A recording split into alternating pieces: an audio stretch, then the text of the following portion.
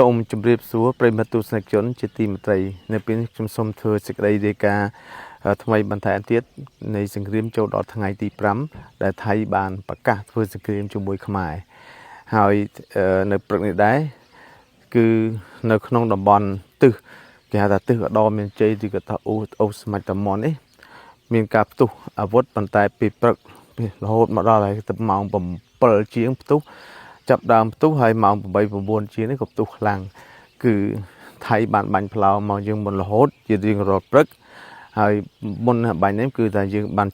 រុយ BM21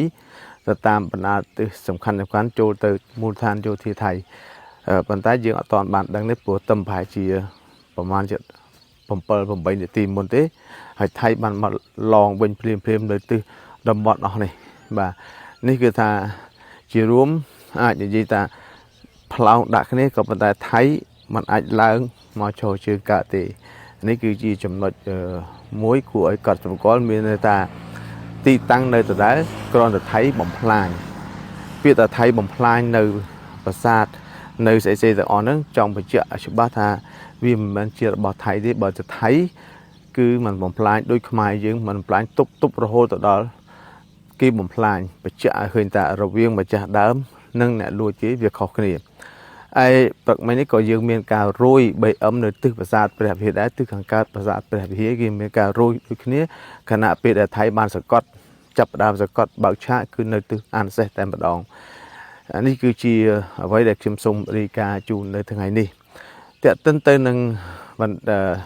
ខាងការទូវិញយើងបានឃើញហើយបងប្អូនប្រជារាស្ត្រទាំងអស់គឺតែបាននិយាយហើយក៏ដូចជាបានទាយទុកមុនថាទង្វើដ៏ស្មោកគ្រោករបស់អ្នកដឹកនាំថៃ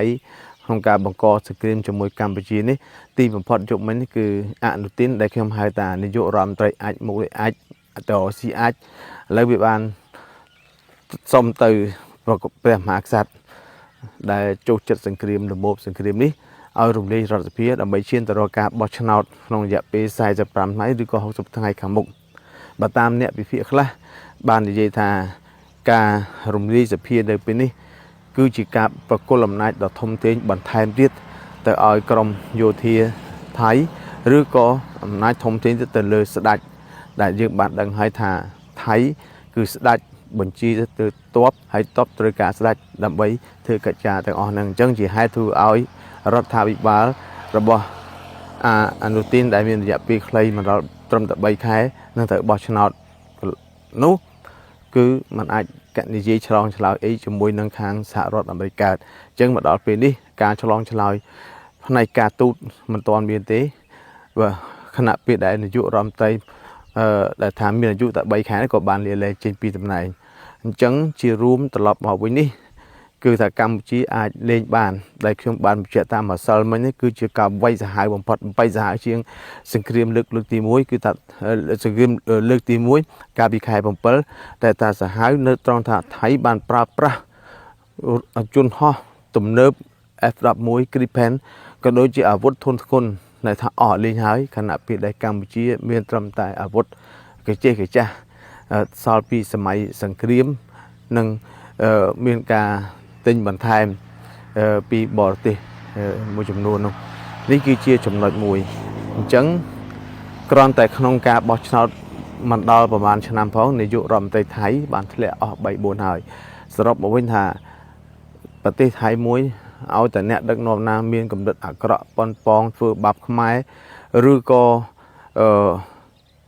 សង្គ្រាមឬក៏ធ្វើអំពើអាក្រក់ហ្នឹងឥឡូវនេះឃើញធ្លាក់ហើយអត់ទាន់ដល់ប្រហែលខែផងបងប្អូនបន់ស្រន់គ្រប់គ្នា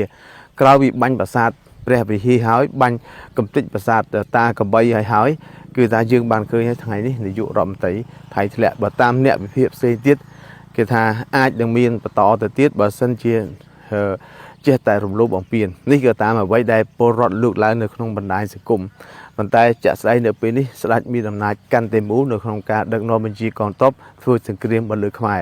អាចនិយាយបានថាយោងតាមប្រវត្តិសាស្ត្រនេះអ្វីដែលស្ដេចថៃធ្វើសង្កាសសង្គ្រាមជាមួយខ្មែរមិនចាញ់ស្ដេចនរេសូវ័យលង្វែកទេមិនចាញ់ទេប៉ុន្តែត្រង់ថាស្ដេចនរេសូនៅក្នុងសម័យនោះ គឺ គឺវាយចូលដល់ក្រុងល្វែកប៉ុន្តែស្ដេចចក្រីតកូលចក្រីដួងឬក៏រាមាទី10វជ្រាលង្កនេះវាយបានតែព្រំដែនផ្ដល់ពេលនេះគ្មានសេចក្តីរាយការណ៍ឲ្យបានពេញលេញថាតើទាហានថៃស្លាប់នឹងរបួសប្រហែលយើងវាអត់ដឹងគ្រាន់តែឮសូរថារបួសជាង100ស្លាប់ជាង10អីនេះក៏ឃើញសារព័ត៌មានចូលទេប៉ុន្តែត្រង់ថាយ៉ាងម៉េចទៀតយើងអត់ដឹងទេប៉ុន្តែប្រជារាស្ត្រយើងនៅទីនេះក៏បានស្លាប់នឹងរបួសផងដែរហើយរត់គេច